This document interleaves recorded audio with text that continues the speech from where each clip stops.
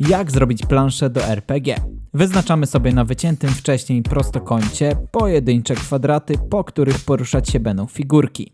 Korzystam z pianki fenelowej, a konkretnie z tej.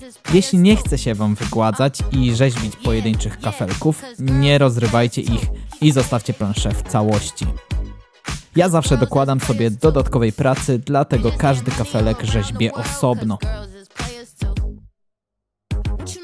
Ale w tym przypadku są tego plusy, ponieważ wycięte osobno kwadraciki po złączeniu w jedną większą planszę wydają się bardziej wiarygodne. Zobaczcie zresztą różnicę.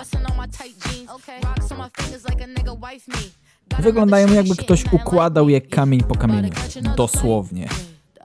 Kafelki przyklejam na podstawki pod napoje, które widzicie.